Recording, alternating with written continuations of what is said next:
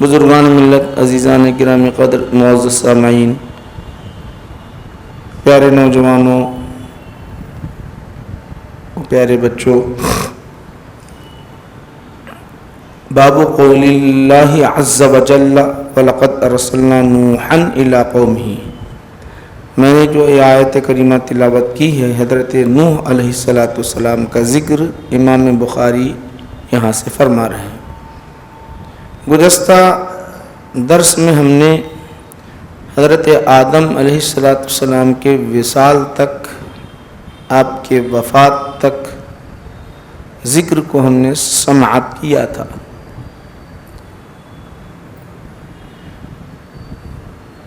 حضرت آدم علیہ السلام کی دنیا سے پردہ فرمانے کے بعد بھی ہدایت کا سلسلہ ہر دور میں چلتا رہا، جاری رہا۔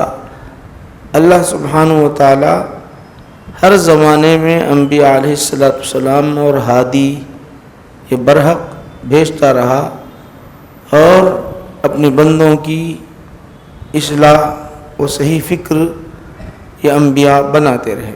لِكُلِّ جَعَلْنَا مِنْكُمْ شِرْعَةً وَمِنْهَاجًا، لِكُلِّ أُمَّةٍ جَعَلْنَا، ہر امت کے لیے ہم نے ایک طریقہ، ایک شریعت ہم نے دی ہر امت کے لیے۔ اب وہ امت کہ جو نبی آئے یا تو پہلے ہی دستور کو فالو کرتے رہے اور اسی کے اصول کو اپناتے رہے، یا ان کے لیے اللہ سبحانہ و تعالیٰ نے نئی کتابیں، نئے صحیفے ان کو ادا کرتے رہا اللہ تعالیٰ۔ تو اب آپ گزشتہ سماعت کر چکے تھے کہ حضرت آدم علیہ السلام کے دور تک علماء نے لکھا ہے کہ کوئی کافر نہ رہا، گناہ ہوتے رہے، جرم، پاپ، غلطی، گناہیں سرزد ہوتے رہی، جس کا تذکرہ ہم نے اس سے پہلے کیا۔ قاتل نے، یعنی قاتل قابل نے، جس نے حابل کو شہید کر دیا تھا ظلماً، یہ ظالم قاتل اور مظلوم شہید حابل، تو یہ گناہ ہوا۔ ایسے گناہ ہوتے رہے مگر سرہن کفر کسی سے سرزد نہیں ہوا حضرت آدم کے دور تک علیہ السلام، 1000 سال تک۔ بخاری شریف کی اس حدیث سے واضح ہوتا ہے کہ ان کی امت کے کچھ فرد بھی جہنم میں جائیں گے، بخاری شریف کی اس حدیث سے واضح ہوتا ہے۔ اب یہاں دیکھیے، رسول کریم صلی اللہ علیہ وسلم نے معراج کے موقع پر جب پہلے آسمان پر تشریف لے گئے تو پوچھا تھا آپ نے حضرت جبرائیل سے کون ہے، تعارف ہوا وہاں پر۔ تو حضرت آدم علیہ السلام پہلے آسمان پہ رہے، تو ان کی کیفیت بخاری شریف کی حدیث میں آتا ہے کہ وہ بیٹھے ہوئے تھے، سیدھے جانب ایک قوم تھی، ادھر آپ دیکھتے ہیں تو مسکراتے ہیں، خوش ہوتے ہیں، بائیں جانب ایک قوم تھی، ادھر آپ دیکھتے ہیں تو روتے ہیں۔ یہ بخاری شریف کی حدیث میں ہے۔ تو آقا نبی کریم صلی اللہ علیہ وسلم نے دریافت کیا جبرائیل سے، اے جبرائیل یہ بتاؤ تو یہ معاملہ کیا ہے، معاملہ کیا ہے یہ؟ تو حضرت جبرائیل نے عرض کیا، یا رسول اللہ صلی اللہ علیہ وسلم، یہ امت ہے حضرت آدم کی سیدھے جانب، وہ جو جنت میں جائے گی، ادھر جب دیکھتے ہیں تو بڑے خوش ہوتے ہیں، بہت خوش ہوتے ہیں، اور بائیں جانب جب دیکھتے ہیں تو ادھر جہنم میں جانے والی امت ہے، اس کو دیکھتے ہیں تو روتے ہیں یا رسول اللہ صلی اللہ علیہ وسلم۔ تو معلوم یہ ہوا اس حدیث سے کہ آپ کی امت کے افراد جہنم میں جائیں گے، حالانکہ مشرک و کافر نہیں ہیں، تب بھی جائیں گے، تب بھی جائیں گے۔ قرآن کریم کی آپ تلاوت کریں گے، پڑھیں گے، تو اللہ سبحانہ و تعالی واضح انداز میں بیان کیا، اعدت للمتقین اعدت للکافرین۔ جہاں جہنم کا تذکرہ آیا وہاں کافروں کا تذکرہ کیا۔ ہم نے جہنم کو صرف کافروں کے لیے بنایا ہے اور جنت کو صرف مومنین مسلمانوں کے لیے بنایا ہے۔ یہ قرآن بیان کر رہا ہے، قرآن کریم۔ مگر یاد رکھو کہ گناہ کبیرہ کی وجہ سے بعض مومنین ایمان لانے والے بھی جہنم میں جائیں گے۔ اسی لیے بخاری شریف میں آتا ہے کہ اللہ کے رسول صلی اللہ علیہ وسلم ارشاد فرماتے ہیں کہ اللہ سبحانہ و تعالیٰ ارشاد فرمائے گا جہنم سے ان لوگوں کو نکالو جن کے دل میں رائے کے دانے کے برابر بھی ایمان ہو، جن کے دل میں رائے کے دانے کے برابر بھی ایمان ہو، ان کو جہنم سے نکالو۔ تو معلوم یہ ہوا کہ ایمان والے بھی جہنم میں جائیں گے، گناہ کے مرتکب ایک وقت تک، پھر انہیں جہنم سے نکال دیا جائے گا، جنت میں داخل کر دیا جائے گا۔ جب جنت میں، تو اسی طرح حضرت آدم علیہ السلام کی امت جو جہنم میں جائے گی گناہوں کی وجہ سے، کفر کی وجہ سے نہیں، بعضوں نے یہ کہا ہے 1,00,000 آپ کی حیات میں مرد، عورت اور بچے مسلمان رہے، اب وہاں سے ایک سلسلہ تبدیل ہو گیا، 2 فکر بن گئی، مگر وہاں سے 2 فکریں بن گئی۔ ایک ہے قابل جب یہ اتنی شرارت کر سکتا ہے، اپنے سگے بھائی کو مار سکتا ہے، تو اس کی فکر بدل گئی۔ ایک تھے حضرت شیس علیہ السلام، حضرت شیس علیہ السلام حضرت آدم علیہ السلام کے بیٹوں میں، تو حضرت آدم نے آپ کو وصیت فرمائی تھی، یہ وصیت فرمائی تھی کہ دیکھو جب جب تمہاری اولاد یا تمہارے نکاح کا معاملہ آئے گا، تمہارے نکاح کا معاملہ آئے گا تو پاکیزہ خاتون سے نکاح کرنا اور مومن مسلمان سے نکاح کرنا، مطلب یہ کہ مشرک جو ہوتے ہیں، نجس ہوتے ہیں، نکاح کے ذریعے نطفہ منتقل کرتے رہنا، اور میں تمہیں وصیت کرتا ہوں درود پاک کا اہتمام کثرت کے ساتھ کرنا۔ کیوں کہ نور نبی، ہم یہ پڑھ رہے ہیں نور نبی ان میں جلوہ گر تھا، حضرت شیس علیہ السلام میں، یہ پاکیزہ بطنوں میں صلبوں سے منتقل ہونے والا تھا۔ تو حضرت شیس علیہ السلام صحیح رہنمائی فرماتے رہے، اچھی رہنمائی فرماتے رہے، دین کی تبلیغ کرتے رہے، خدا کی وحدانیت کا ذکر کرتے رہے، وہ دنیا سے چلے گئے۔ ان کے بعد اگر کوئی نبی آئے ہیں تو حضرت ادریس علیہ السلام کا قرآن کریم میں ذکر ملتا ہے، حضرت ادریس کا۔ کئی انبیاء علیہ السلام آئے، 1,24,000 اگر کسی کا ذکر ملتا ہے تو حضرت ادریس علیہ السلام، حضرت شیس علیہ السلام کے بعد اگر کسی کا ذکر ملتا ہے تو حضرت ادریس علیہ السلام کا ذکر ملتا ہے۔ حضرت ادریس علیہ السلام اور حضرت نوح علیہ السلام کے درمیان 1,000 سال کا فاصلہ ہے، 1,000۔ حضرت نوح علیہ السلام، آدم ثانی کہتے ہیں حضرت نوح علیہ السلام کو۔ تو آپ جانتے ہو کہ نوح علیہ السلام کا جو دور رہا، حضرت نوح علیہ السلام کا جو دور رہا 1,000 سال سے زائد کا دور رہا۔ حضرت ادریس علیہ السلام بھی تقریباً 1,000 سال۔ تو اب یہ جو فاصلہ رہا حضرت ادریس علیہ السلام اور حضرت آدم علیہ السلام، تقریباً 6 پشتوں کا فاصلہ رہا، حضرت آدم اور حضرت ادریس علیہ السلام میں 6 پشتوں کا۔ حضرت آدم علیہ السلام کے بیٹے ہوتے ہیں شیس علیہ السلام،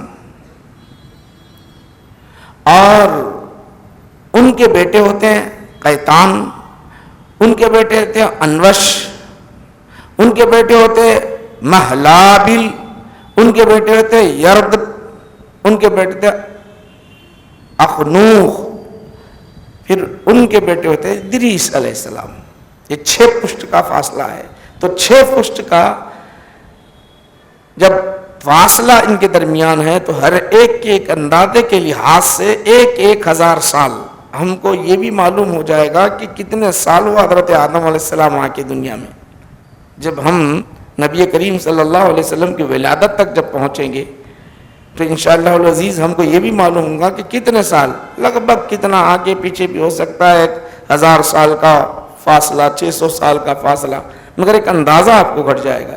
یہ 6 پشتیں جو ہے حضرت ادریس تک، حضرت آدم سے، تو 6000 سال حضرت آدم کو اگر ملا دیے تو ان کی 1000 سال، تو یہ جو ہے 6 سے 7000 سال کا فاصلہ حضرت ادریس علیہ السلام دنیا میں آئے، اور آپ کا بھی تقریباً 1000 سال کا عرصہ رہا۔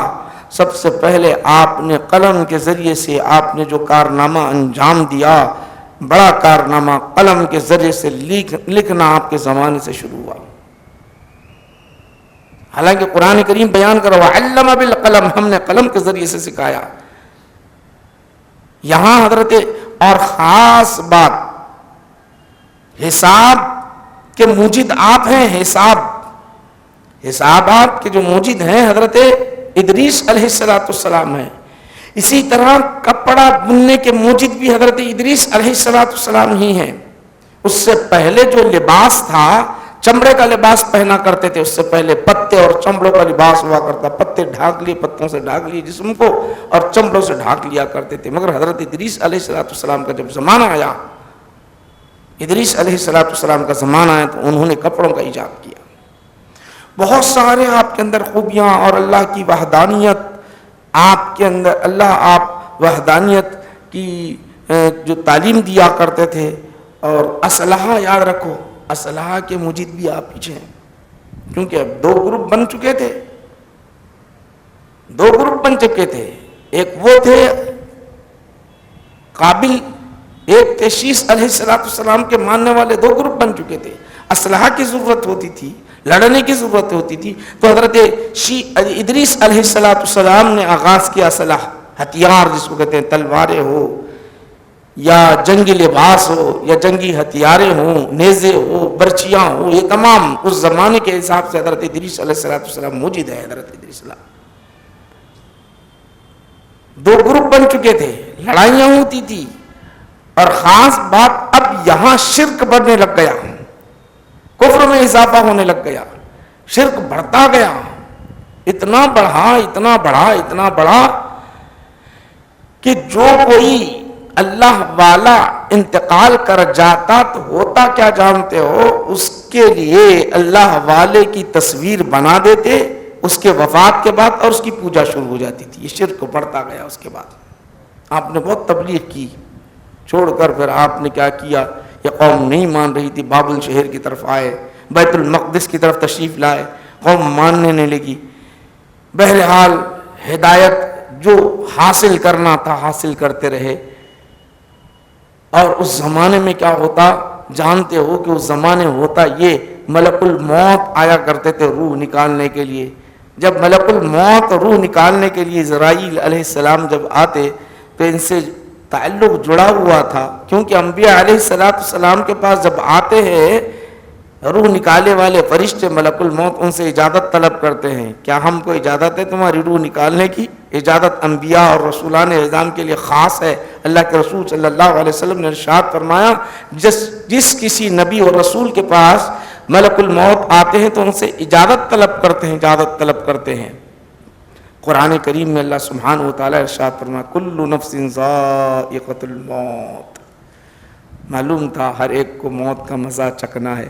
یہاں آپ کو جتنے بھی بیٹھے ہوئے ہیں سب کا مزہ آپ جانتے ہی ہیں میرے بھائیوں، بریانی کا مزہ ہے، کھٹے کا مزہ ہے، میٹھے کا مزہ ہے، جن چیزوں کو آپ نے دیکھا استعمال کیا اس کا ذائقہ معلوم ہے، مگر موت کا بھی ایک ذائقہ ہوتا ہے۔ یاد رکھو، موت کا بھی ایک ذائقہ ہوتا ہے۔ دنیا میں آدمی اللہ کے لیے اپنی ذات کو اگر وقف کر دیا تو اس کا جو موت کا مزہ آتا ہے وہ الگ ہوتا ہے، اس کی بات ہی نرالی ہے۔ اسی لیے اللہ کے رسول صلی اللہ علیہ وسلم کے احادیث شریفہ سے بات واضح ہوتی ہے۔ حضور نے ارشاد فرمایا، آقا نبی کریم صلی اللہ علیہ وسلم نے ارشاد فرمایا، جب شہید ہوتا ہے اللہ کے راہ میں تو اسے کچھ تکلیف نہیں ہوتی جس طرح چونٹی کاٹنے کے برابر ہوتی ہے۔ بانس کی روح جب نکالی جاتی ہے تو ایسے نکالی جاتی ہے کہ گویا آپ مثال دے کر سمجھا رہے ہیں، کپڑا ہے ڈال دیا جائے خاردار درخت پر کانٹوں بھرے درخت پر ڈالنے کے بعد ایسا جب کھینچ کر نکالا جاتا ہے سارا کا سارا پھٹ جاتا ہے تو جسم سے اس کی جب روح نکالی جاتی ہے تو وہ کیفیت بڑی سخت ہوتی ہے، بڑی سخت ہوتی ہے۔ موت کا ایک مزہ ہے، اس کو ایک حدیث سے آپ کو سمجھانا چاہتا ہوں۔ موت کا ایک بہت بہترین مزہ ہے، وہ ہر چیز کا مزہ ہے، نماز کا ایک مزہ ہے، روزے کا ایک مزہ ہے، عبادت کا ایک مزہ ہے، موت کا ایک کل نفس ذائقۃ الموت، ہر ایک کو موت کا مزہ چکھنا ہے۔ کل من علیہا فان فرمایا، ہر چیز مرنے والی ہے، ہر چیز کو موت آنے والی ہے، مگر موت کی تعریف کرتے ہوئے یہ کہا کہ موت بھی نہ سمجھنا بیکار، حکمت سے خالی نہیں، اللہ تعالیٰ فرما رہا ہے اس کے اندر بھی ذائقہ ہے، اس کے اندر بھی مزہ ہے۔ بخاری شریف کی اس حدیث سے معلوم یہ ہوتا ہے، مسلم شریف کی اس حدیث سے معلوم ہوتا ہے، رب کائنات جنتیوں کو جب جنت میں داخل کرے گا، سارے جنت میں رہیں گے، وہاں کی ہر غذا سے، ہر ذائقے سے لطف اندوز ہوں گے، شہد کی نہروں سے،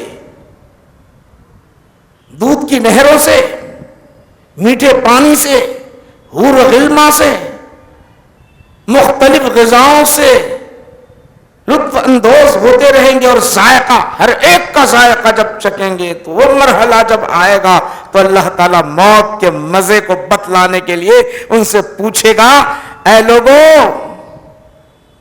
اے جنت میں رہنے والوں، کیا کوئی تم میں سے دنیا میں جانا چاہتا ہے؟ تو اب اتنا ذائقہ جب وہ چکے ہوں گے دنیا کی لذتوں کو دے کے اور جنت کی لذتوں کو، دونوں کو بھی جب چکھ لیے تو کہیں گے دنیا میں جو ہم ذائقہ دیکھا ہی نہیں، یہاں ذائقہ اتنا پیارا اچھا ہے۔ دنیا میں کیا کہیں، کچھ بھی نہیں ہے، وہ تو ختم ہے، دنیا فنا، اس کے لذتیں بیکار، مگر تیری جنت میں ایسی ایسی لذتیں، ایسی ایسی لذتیں ہم نے ہماری نگاہوں نے دیکھا، نہ ہماری زبان نے چکھا، نہ کانوں نے سنا، ایسی لذتیں ہیں، کیسے جائے پروردگار عالم دنیا میں۔ مگر ایک قوم اٹھے گی جو لذت چکے گی، وہ کہے گی مروا پروردگار عالم دنیا میں بھیج دے تاکہ ہم دنیا میں جانا چاہتے ہیں۔ اللہ سبحانہ و تعالیٰ فرمائے گا کیوں، وجہ کیا ہے، کیوں جانا چاہتے ہیں؟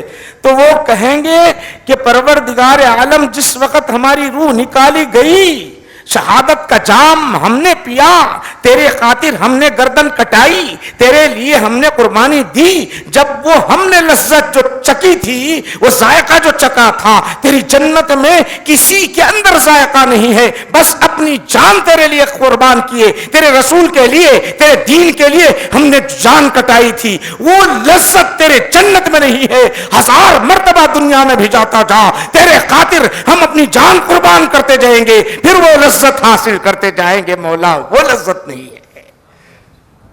اے مومنوں، اے مسلمانوں، یہاں معلوم ہو رہا ہے کل نفس ذائقۃ الموت، موت کا بھی ایک مزہ ہوتا ہے۔ موت کا مزہ کب معلوم ہوتا ہے؟ آپ جانتے ہو، بیمار پڑا تو بریانی کا مزہ نہیں آتا، نہ میٹھے کا ہے، بخار شدت کی ہو، کھاؤ بریانی تو کہیں گے کڑوا کڑوا ہے یہ ذائقہ، بریانی ٹھیک نہیں بنی۔ بریانی اپنی جگہ صحیح ہے، ذائقہ چینج تمہارے نفس کی وجہ سے ہوا۔ تو اسی طرح یاد رکھو، اللہ سبحانہ و تعالیٰ نے موت کو بھی رکھا ہے، موت کو بھی اگر رکھا ہے تو معمولی بات نہیں ہے۔ اسی لیے حدیث پاک اور پڑھ کر سنانا چاہتا ہوں میں آپ کو۔ نبی کریم صلی اللہ علیہ وسلم ارشاد فرماتے ہیں، جنتی جنت میں چلے جائیں گے، جہنمی جہنم میں چلے جائیں گے، جنتی جنت میں جائیں گے، جہنمی جہنم میں چلے جائیں گے۔ اور ایک ایسا نظارہ کرایا جائے گا، جنتی بھی دیکھتے رہیں گے، جہنمی بھی دیکھتے رہیں گے۔ موت کو لایا جائے گا، موت دکھتی نہیں اب دنیا میں، دنیا میں موت نہیں دکھتی اپنے کو، مگر جب دکھے گی ہر کوئی کہے ہاں یہ موت ہے، موت ہے، موت ہے، موت ہے، موت ہے، ہر ایک کو جانا ہے۔ اب ذائقہ یہیں تک، اس کے بعد ذائقہ نہیں، اس کے بعد کا ذائقہ نہیں، موت کو جب لایا جائے گا، سب کے درمیان موت آئے گی، دیکھ کر تنگ رہیں گے، یہ تو موت، یہی تو موت ہے۔ اب ہم نے دنیا میں جب ہماری روح نکالی گئی تب بھی ذائقہ ہم نے چکھ لیا، جنت کا ذائقہ چکھ لیا، جہنمی جہنم میں چلے گئے وہ بھی ذائقہ چکھ چکے تھے، ان کی بھی روح نکالی جائے گی۔ تو اس وقت اللہ کی جانب سے اعلان ہوگا کہ ہمیشہ ہمیشہ، اب ہمیشہ ہمیشہ کے لیے جنتی جنت میں رہیں گے اور جہنمی جہنم میں رہیں گے۔ موت کو ذبح کر دیا جائے گا، موت کو ذبح کر دیا جائے گا۔ تو ہوگا کیا؟ حضور ارشاد فرماتے ہیں جب موت کو ذبح کر دیا جائے گا، جہنمیوں پر اتنا غم طاری ہوگا، اتنا غم طاری ہوگا کہ اس وقت دنیا میں کوئی حیات ہو، یوں سمجھ لو کہ دنیا میں حیات ہو، اس پر جب غم آ جاتا ہے، غم کی وجہ سے موت آتی ہے، تو وہاں وہ ان کو ہوگا۔ اب موت ہی نہیں ہوگی تو ہمارا کیا حال ہوگا؟ جلتے اور بھڑکتے پریشان ہوں گے، کیا ہوگا؟ پریشان ہوں گے۔ ان کی یہ کیفیت ہوگی، مگر جنتیوں کی کیفیت کیا ہوگی؟ وہ خوشی سے اتنا باغ باغ ہو جائیں گے، اگر موت باقی رہتی تو ان کو بھی موت آ جاتی تھی، اتنی خوشی ہوگی۔ ان کو خوشی ہوگی، ان کو غم، غم کے طور پر موت آئے گی، ان کو جو ہے خوشی کے طور پر موت آئے گی۔ یہ کیفیت وہاں پر ہوگی۔ تو موت یاد رکھو میرے بھائی، نوجوانوں، یاد کرتے رہنا۔ کیوں یاد کرنا موت کو؟ اس لیے اس کا ذائقہ معلوم۔ بریانی بنانا ہے، بریانی بنانا ہے، یہ جو ذائقہ ہمارے پاس چکھنے والے رہتے تو موت کو یاد کرتے رہنا، چکھتے رہنا ہے، چکھنا ہے اپنے کو، تو بڑا مزہ آئے گا۔ آگے بڑھیے۔ تو حضرت ادریس علیہ السلام اللہ کے محبوب نبی، لاڑلے، بات کرنے والے، جبرائیل کے ذریعے، وحی کے ذریعے بات کرنے والے، ملک الموت کو آتے ہوئے دیکھیے، دوستی زیادہ ملک الموت سے۔ بولے موت کا مزہ کیسا ہے؟ نکال تو رہے ہیں، سب مزے چکھ چکا ہوں، عبادت کا مزہ سب چکھ چکا ہوں، ذرا اس کا مزہ چکھنا چاہتا ہوں، ذرا بتاؤ تو صحیح۔ انہوں نے بولے میرے بس کی بات نہیں ہے، ابھی ٹائم ہے، آپ کو زندہ رہنا ہے، ابھی وقت ہے، کیسا میں آپ نکال سکتا ہوں؟ ایسا نہیں ہو سکتا۔ میں اللہ کے دربار میں عرض کرتا ہوں پہلے، وَرَفَعْنَاهُ وَاذْكُرْ فِي الْكِتَابِ ادریس، تم یاد رکھو، ذکر کرو، تذکرہ کرو ادریس کا۔ قرآن کریم میں وَرَفَعْنَاهُ مَكَانًا عَلِيًّا، قرآن بیان کر رہا، ہم نے ان کو بلند مقام پر اٹھا لیا۔ کیسے اٹھا لیا جانتے ہو؟ وہ بولے ذرا میں چکھنا چاہتا ہوں، چکھنا چاہتا ہوں۔ تو ٹھیک ہے، میں اللہ کے دربار میں پوچھتا ہوں، اللہ نے اجازت دے دی، نکال تو دو، بتا تو دو ذائقہ کیسا ہوتا ہے۔ میرا حبیب ہے، لاڑلا ہے، میرے سارے کے سارے پیارے ہیں، یہ نکال دو۔ اب موت کا مزہ چکھ لیا، روح نکال دی گئی۔ اب اس کے بعد جاتے کہاں؟ پھر یا تو جنت میں لے جاتے، جہنم میں لے جاتے۔ مقام علیین، مقام سجین، بولے دونوں بھی دیکھنا چاہتا ہوں۔ بڑے ہوشیار تھے حضرت ادریس علیہ السلام، انہوں بولے میں دونوں بھی دیکھنا چاہتا ہوں۔ وَإِن مِّنكُمْ إِلَّا وَارِدُهَا، وَإِن مِّنكُمْ إِلَّا وَارِدُهَا، قرآن بیان کر رہا ہے جتنی روح ہیں جو ہوتی ہیں، سب کو جہنم سے سہرا، جہنم بتلائی جائے گی، سب کو بتائی جائے۔ دیکھو یہ سخت مقام ہے، بڑا کٹھین مقام ہے، بتلا دی جائے گا ہر ایک کو گزر رہا ہے۔ وَإِن مِّنكُمْ إِلَّا وَارِدُهَا، ہر ایک کو جہنم سے گزرنا ہے۔ تو انہوں نے بولے پہلے جہنم دیکھ لیتا ہوں۔ جہنم دیکھ لیے، دیکھ لینے کے بعد بولے سب تو دیکھنا ہی ہے، دیکھ لیے، اب ذرا جنت دیکھ لیتا ہوں۔ اب تو سوالات پہ سوالات کر رہے ہیں، سوالات پہ سوالات، یہ میرے بس کی بات نہیں، اللہ سے پوچھ لیتا ہوں۔ بولے پہلے وہ پوچھے، پھر یہ پوچھے، لے جاؤ بولے جنت۔ اب جنت میں چلے گئے۔ جنت میں جانے کے بعد انہوں باہر ہی کھڑے ہوئے، چلو اب آتے نہیں، نکلو، نہیں نکلتے، چلو نہیں چلتے، کیا بات ہے؟ آخر میں کیا بات ہے؟ چلو ٹائم زیادہ ہو رہا ہے، ہو گیا، نہیں۔ انہوں بولے وما ہم منہا بمخرجین، اللہ نے فرما دیا ہے وما ہم منہا بمخرجین، جو ایک مرتبہ اللہ نے وعدہ کیا جنت میں گیا تو نکلنا ہے ہی نہیں۔ اللہ نے وعدہ کیا اب میں نہیں نکلتا۔ بولے ارے انہوں بولے پریشان ہو گئی، یہ کیا معاملہ ہے؟ یہ تو پریشانی کی بات ہے، یہ تو کیا معاملہ ہے؟ پھر اللہ کے دربار میں عرض کرنے لگے. اللہ تعالیٰ فرمایا ہاں میں اپنے بندوں سے وعدہ کیا ہوں ایک مرتبہ میرا بندہ جنت میں جائے گا تو پھر نہیں نکلے گا، پھر نہیں نکلے گا. کتنے خوش نصیب ہیں ہم، نہیں؟ ہم کتنے خوش نصیب ہیں. پہلے یہ تو مضمون سمجھ لو، ہم کتنے خوش نصیب ہیں. ایک مرتبہ جنت میں گئے تو وہاں سے نکلنا نہیں، کہیں جانا نہیں، پریشانی نہیں، دشواری نہیں، کچھ نہیں، مزے میں رہنا ہے، ہمیشہ کا ٹھکانہ ہے. ماشاءاللہ سب کو ہی جانا ہے، سارے مسلمانوں کو جانا ہے، سارے امت محمدیہ کو جانا ہے. کتنے خوش نصیب ہے کہ اللہ تعالیٰ اندر داخل کرے گا پھر نہیں نکالے گا. اب یہاں سکون سے رہو، لذتیں اٹھاتے رہو. یہاں شادیاں تمہارے لیے ہے، حوروں سے شادیاں ہے، نہریں ہے، سکون ہے، کمانے کی ضرورت نہیں ہے، نہ تکو دو کرنے کی ضرورت ہے، نہ محنت کی ضرورت ہے. جو چاہو اللہ تعالیٰ وہ تمہیں دے دے گا. کتنی پیاری جنت ہے، ذرا غور کرو. انہوں نے بولے اب میں ہی نہیں نکلتا. اللہ بولا ٹھیک ہے یہی رہو. تو اللہ کے رسول صلی اللہ علیہ وسلم ارشاد فرماتے ہیں، بخاری شریف میں آتا ہے کہ جب مجھے معراج، سن لیجئے، جب مجھے معراج میں رب کائنات نے بلایا تو جب آسمانوں کی سیر کی تو میں وہاں پر ادریس علیہ السلام کو چوتھے آسمان پہ ملا. چوتھے آسمان پہ حضرت ادریس علیہ السلام سے ملاقات ہو رہی ہے. جنت میں اللہ تعالیٰ نے اجازت دیے، جاؤ اب میرا حبیب آ رہا، جنت میں سے نکل جاؤ. جب آپ غور کرو ذرا، یہاں پر ایک نقطہ ذہن میں رہا. آپ سے جب جبرائیل کہہ رہے نکلو، نہیں نکلتا، اللہ نے وعدہ کیا ہے. مگر حبیب کی بات آئی تو کہنے لگے مصطفیٰ کا دیدار مجھے کرنا ہے. اب چلنے کے لیے کہتے ہیں تو اب جانے کے لیے تیار ہو. اس وقت نکل کر آسمان پہ آئے اور استقبال میرے نبی کا کیا. انہوں نے میرے نبی کا استقبال کیا. اب یہاں ذہن میں آتا ہے کہ میرے آقا کو اللہ نے جنت بھی بتایا، جہنم بھی بتایا. جنت اتنی بتایا، سب کی جنت بتانے کے بعد بتایا، عمر کی جنت بتایا، سب کی جنت بتا دی.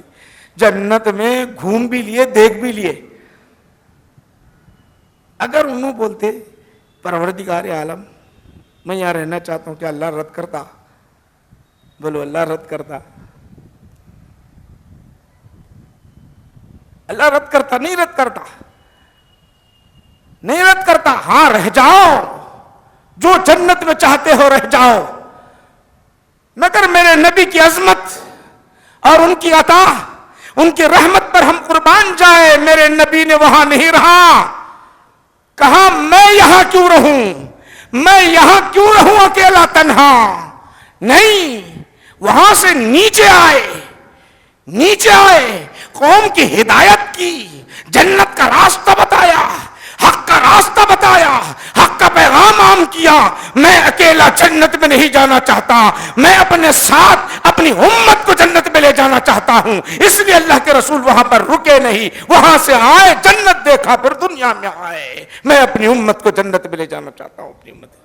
اسی لیے حدیث پاک میں آتا ہے جس وقت جنتی جنت میں جائیں گے اپنے اعمال کے بلبوتے پر، اپنے اعمال کے بلبوتے پر جنتی جنت میں چلے جائیں گے. جو مسلمان نافرمان ہیں، وہ گناہگار دامن مصطفیٰ کو تھامے ہوئے کہہ رہے ہوں گے یا رسول اللہ میری سفارش کر لیجئے. تو اللہ کے رسول صلی اللہ علیہ وسلم ان گناہگاروں کو اپنے ہاتھ سے پکڑ کر جنت میں داخل کر دیں گے.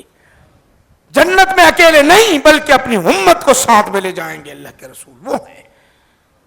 اسی لیے حضور نبی کریم صلی اللہ علیہ وسلم نے جب آپ کی روح نکالی گئی تو اس وقت بھی سوال کیا گیا، پوچھا گیا آپ کہاں رہنا چاہتے ہیں، کہاں رہنا چاہتے ہیں. محدث دکن علیہ الرحمٰن نے فرمایا کہاں رہنا چاہتے ہیں، آسمان میں رہنا چاہتے ہیں یا جنت میں رہنا چاہتے ہیں. ملک الموت فرشتوں سے جبرائیل سے پوچھا میری امت اس وقت کہاں ہے، زمین پر ہے تو مجھے زمین پر رکھ دیا جائے. آج گنبد خضرا ہے، وہاں پر میرے نبی آرام فرما رہے، وہاں آئے. زمین پر اس لیے آئے ہیں میری امت کے ساتھ میں رہوں، میرے امت کے ساتھ رہوں. تو یہ میری نبی کی شان ہے. جانتے ہو اتنے رحمت والے نبی کہ ہم امت، ہم کو اتنا چاہتے ہیں مگر ہماری حالت اور ہماری کیفیت کیا ہے آپ جانتے ہو میرے بھائیو. ہماری حالت ہم خود جان لے. کیا درود کا اہتمام کرتے ہیں؟ کیا سلام کا اہتمام کرتے ہیں؟ کیا ان کی شریعت کو فالو کرتے ہیں؟ میرے آقا ایسا کیا کرتے تھے، میں بھی کروں. اس بات کو یاد رکھو، اس میں تھوڑی بھی کوتاہی نہیں ہونا چاہیے، ہماری تھوڑی بھی کوتاہی نہیں ہونا چاہیے۔ ادریس علیہ السلام اوپر چلے گئے، آپ ادریس علیہ السلام اوپر چلے گئے، اب دنیا میں نبی تو دنیا میں ہونا نا، ہر اللہ تعالیٰ نے نبی علیہ السلام دنیا میں ہونا۔ اور یہ جو ہے حضرت نوح علیہ السلام ان کے بعد، حضرت نوح علیہ السلام ان کے بعد 1000 سال کا فاصلہ رہا، ادریس علیہ السلام اور حضرت نوح علیہ السلام کے درمیان 1000 سال کا فاصلہ رہا۔ اب ان اوپر چلے گئے، 1000 سال میں دیگر انبیاء علیہ السلام آتے گئے اور جو ہے درس دیتے رہے، ہدایت کا راستہ بتاتے رہے۔ آج ہم جو ہے آیت تو پڑھے تھے، وہاں تک پہنچے نہیں۔ بخاری شریف کی وَلَقَدْ أَرْسَلْنَا نُوحًا إِلَىٰ قَوْمِهِ، حضرت نوح علیہ السلام کو سننا تھا، اگر وہاں تک نہیں پہنچے۔ اب میں کوشش یہ کر رہا ہوں کہ جلد جلد آگے بڑھتے رہیں، مگر آگے نہیں ہو رہا ہے، تو انشاءاللہ العزیز آئندہ آپ کو اگلا مضمون حضرت نوح علیہ السلام کا قرآن کریم میں جگہ جگہ ذکر کیا، بہت ذکر کیا اللہ تعالیٰ نے۔ جیسے موسیٰ علیہ السلام کا ذکر ہے، ویسے نوح علیہ السلام کا تذکرہ قرآن کریم میں جگہ جگہ ہے۔ وہ کہتے ہیں قال یا قوم انی لکم نذیر مبین، اے میری قوم میں تمہیں ڈرانے کے لیے آیا ہوں۔ اب ڈرانے کے لیے آیا ہوں تو کس چیز سے؟ جہنم سے، عذاب سے ڈرانے کے لیے آیا ہوں۔ ان اعبدوا اللہ، اللہ تعالیٰ کی عبادت کرو، واتقوہ واطیعون، تم اس سے ڈرو اور تم میری اطاعت کرو۔ یغفر لکم ذنوبکم، حضرت نوح علیہ السلام، یہ بھی حضرت نوح علیہ السلام بھی 40 سال کے بعد نبوت کا آپ نے اعلان فرمایا، حضرت نوح علیہ السلام۔ انشاءاللہ العزیز آئندہ یہاں سے ہم سماعت کریں گے، کیونکہ ذکر اگر شروع کر دے تو پھر ختم ہونے تک وہ 1 گھنٹہ جاتا ہے یا آدھا گھنٹہ نکل جاتا ہے۔ اس کے اندر ہم وقت کا خیال کر رہے ہیں آپ کے، تو یہ چند باتیں آپ حضرات کے سامنے رہے۔ انشاءاللہ العزیز آئندہ نوح علیہ السلام کا جو امام بخاری لائے ہیں اس کو سنیں گے انشاءاللہ العزیز تفصیلاً۔ کسی کوئی سوال پوچھنا ہے تو پوچھ لیجئے، جوابات دیے جائیں گے۔ جوابات کے ساتھ آج کی محفل ہماری ختم ہونے آ رہی ہے۔ ہمارے بھائی نام نہیں معلوم ہے، ماشاءاللہ ریکارڈ کرتے رہتے ہیں یہ ہمارے درس کو، تو آپ سے بھی گزارش ہے کہ یہ چینل جو چلا رہے ہیں، مول صاحب اعلان کریں گے، جو چینل چلا رہے ہیں اس کا بھی آپ جو ہے اشاعت کریے، اس کو بھی اشاعت کریے لوگوں تک، اپنے گھر والوں تک۔ اپنے گھر والے، ایک صاحب جو ہے اہتمام کرتے ہیں، کچھ صاحبین ہیں اس کے اندر، یہاں سننے کے بعد وہ جو ہے لوگوں کو بتاتے ہیں کہ دیکھو یہ چینل پہ یہ بھرا ہوا اپلوڈ کیا ہوا ہے، اس کو جو ہے آپ سنتے رہو اپنے گھر والوں کو، تو اس کے اندر فائدہ ہوتا بہت زیادہ۔ بالترتیب ہمارا جو درس چل رہا ہے آدھا گھنٹہ، اب جیسا ہمارے گھروں میں عورتیں انتظار کرتے رہتی ہے اس کے بعد یہ جو چل رہا ہے سیریل چل رہا ہے، اس کے بعد کیا ہوگا، یہ کیا ہوگا، اس کے بعد کیا ہوگا، اس کے بعد کیا ہوگا، وہ جہنم کا ایک راستہ جو اختیار کر لے کے بیٹھے ہوئے ہیں سیریلوں کے اندر، فلاں سیریل، فلاں ان کی فکر کدھر جا رہی ہے؟ فکر پھر وہ دین کی طرف، انتظار کی طرف چلے جا رہی، اس کے بعد کیا ہوگا، اس کے بعد کیا ہوگا۔ شریعت کی باتوں کا کوئی اعتبار نہیں ہو رہا ہے، اس لیے آپ سے گزارش ہے کہ یہ ہمارا ماشاءاللہ بھر رہے، محنت کرتے ہیں بیچارے اور کوشش کرتے ہیں، اپنا وقت اتنا دے رہے ہیں، تو اللہ ان کو اجر جمیل عطا فرمائے۔ اور آپ سے گزارش ہے کہ اپنے گھر والوں تک، اپنے دوست احباب تک یہ ہمارے درسوں کو پہنچانے کی کوشش کرتے رہے۔ صاحب کی کوشش ہے، مسجد اعضاء کے ذمہ داران، صدر صاحب، یہ سب ذمہ داری، آپ کی ذمہ داری ہے، یہ کام کو آگے بڑھانا ہے۔ سب سے اہم بات یہ ہے کہ ہم کام کو آگے نہیں بڑھا رہے، کام کو ماشاءاللہ آنے والے تو پابندی سے آ رہے، مسجد بھر جا رہی ہے ماشاءاللہ، اچھا اللہ کا کرم ہے، مگر کام کو آگے بڑھانا ہے، ہمارا کام نوجوانوں کو لانا ہے، بچوں کو لانا ہے، بزرگوں کو لانا ہے، یہ کام کو آگے بڑھانا ہے۔ اگر آپ اپنے انداز سے، ہم کیا بتائیں، آپ اپنے انداز پہ لاتے ہیں تو آپ کو بھی اجر ملے گا، ان کو آنے والوں کو بھی اجر ملے گا، آپ کو ڈبل ملے گا، ان کو سنگل ملے گا، آپ کو ڈبل۔ آپ جتنی دیر بیٹھے آپ کا ثواب انہوں سنتے رہے، ان کا بھی ثواب آپ کو بیٹھے بیٹھے ملتا رہے گا۔ یہ کام کو آگے بڑھائیے۔ اب اگر کوئی سوال پوچھنا ہے تو پوچھ لیجیے، جوابات دیے جائیں گے۔ آج کی محفل ختم ہوئی دعا پر.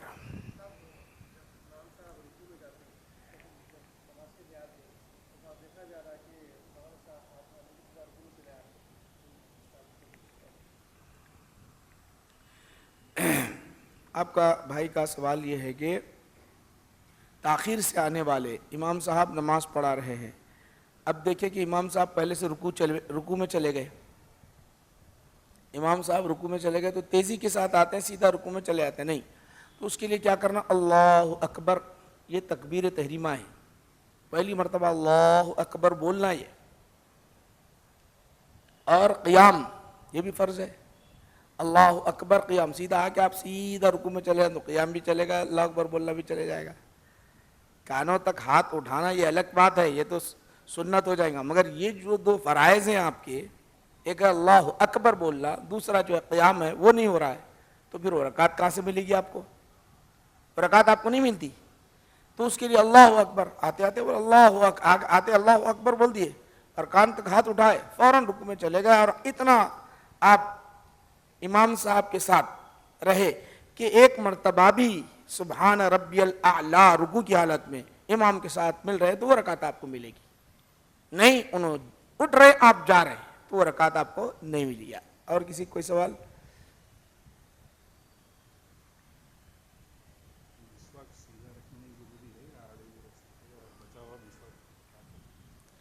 مسواک کے متعلق بتا رہے ہیں آپ کو, مسواک کیسے کرنا چاہیے اور رکھنا کیسا چاہیے, یہ تمام باتیں یاد رکھ لیجئے. مسواک کرنا سنت ہے, مسواک کی بڑی فضیلت آئی ہے. رسول کریم صلی اللہ علیہ وسلم ہمیشہ مسواک کیا کرتے تھے. آقا نبی کریم صلی اللہ علیہ وسلم یہاں تک کہ جس وقت آپ کی روح نکالی جا رہی تھی, بات کرنا محال تھا اور مسواک لے کر خود سے کرنے کے لیے نہیں آ رہا تھا, تب بھی آخری اگر کوئی عمل کیا اللہ کے رسول صلی اللہ علیہ وسلم تو وہ مسواک کا تھا. حضرت عائشہ صدیقہ رضی اللہ تعالیٰ عنہ اپنے دانتوں سے چبائی, اپنے بھائی سے لیا, حضرت عبد الرحمن سے لے کر چبایا, چبا کر حضور نبی کریم صلی اللہ علیہ وسلم کو مسواک کرایا. مسواک یاد رکھ لے کیا ضعیف ہو جاتے ہیں, داڑھ جو ہے ہلنے لگتے ہیں, تو احتیاط آپ کو شریعت مزاج کے اعتبار سے آپ گھس لیتے بیٹھے, موٹا مسواک لے لیا اور گھس رہے, پورا مسوڑے چڑھے جا رہے, نہیں, پتلا نرم مسواک لے کر اہتمام سے احتیاط کے ساتھ مسواک ہر نماز کے وقت کرے, بہتر ہے. نہیں تو پھر بہرحال سنت تو ہے, یاد رکھ لے. مسواک بچ جائے تو کیا کرنا چاہیے, ان کا سوال ہے. مسواک استعمال کر دیا, اب مسواک کوئی پانی میں ڈالنا چاہ رہے, اہتمام کیونکہ آپ اتنا اہتمام کیے تو پانی میں ڈالنا چاہتے ہیں, بہتے ہوئے پانی میں ڈال دیجئے, آپ اتنا اہتمام کر رہے ہیں. اگر آپ کے پاس آخر میں بچ جاتا, چھوٹا سا ہو جاتا تو پانی میں ڈالنا چاہتے ہیں, پانی میں ڈال دیجئے. کہیں اوپر رکھنا چاہتے ہیں, گھر میں حفاظت سے رکھنا چاہتے ہیں, رکھتے آپ کو اجازت ہے, شریعت اجازت دے دیتی ہے. کھڑا رکھتے ہو کھڑا رکھیے, آڑا رکھتے ہو آڑا رکھیے, اس کے اندر کوئی آپ کو ایسا رکھ رہے یا ایسا رکھ رہے, اس میں کوئی شریعت آپ کو ایسا ہی رکھو بلکہ نہیں بیان کیا گیا, نہ ایسا ہی رکھو, آپ جیسا اختیار ہے, کھڑا تو رکھو آڑا تو رکھو, دونوں بھی چیزیں. اب آڑا رکھنے کی صورت میں ہوگا کیا, یہ جو آپ رکھے وہ مسواک کرا ہوا, ممکن ہو کہ وہ نیچے کی گرد ورد لگ جاتی, اس لیے یہ بتا رہے. ایسا کھڑا رکھے تو نہیں لگتا ہوگا, کھڑا رکھ بھی دیے, یہ دیوار ہے, دیوار سے لگا دیے, دیوار کو بھی لگتا ہوا, یہ بھی چیز ہے. یہ دونوں آپ کو شریعت اجازت دیتی ہے, ایسا تو رکھو ایسا. اور کسی کوئی سوال؟ اللہ سبحانہ و تعالیٰ کے دربار میں دعا ہے کہ پروردگار عالم ہماری اس مجلس و محفل کو قبول فرما. اے اللہ ہمیں دین پر استقامت عطا فرما, خاتمہ بالخیر فرما, فلسطین کے مسلمانوں کے مسائل کو حل فرما, ان کی جان کی, مال کی, عزت کی, آبرو کی حفاظت فرما, غیروں کو اسلام کی توفیق عطا فرما, غیروں کو اسلام کی توفیق عطا فرما. ہماری اس محفل میں جتنے لوگ پریشان حال ہیں سب کی پریشانی کو دور فرما دے, دین و دنیا کی نعمتوں سے ہم سب کو مالا مال فرما. جن کی بچیوں کی, بیٹیوں کی, بہنوں کی شادیاں نہیں ہوئی مولا, ان کی شادیوں کا اہتمام فرما دے. بچوں کے, بیٹوں کے, اولاد کے شادیاں نہیں ہو رہی ہیں مولا, تو جو رکاوٹ ہیں اسے دور فرما دے, ان کی شادیوں کا اہتمام فرما دے. جن پر قرض ہے مولا کریم, وہ قرض کی ادائیگی کی غیب سے صورت شکل پیدا فرما. ہماری ساری دعاؤں کو نبی کریم صلی اللہ علیہ وسلم کے صدقۃ فعل مقبول فرما. صلی اللہ تعالیٰ علی خیر خلقہ سیدنا محمد و آلہ و اصحابہ اجمعین, والحمد للہ رب العالمین.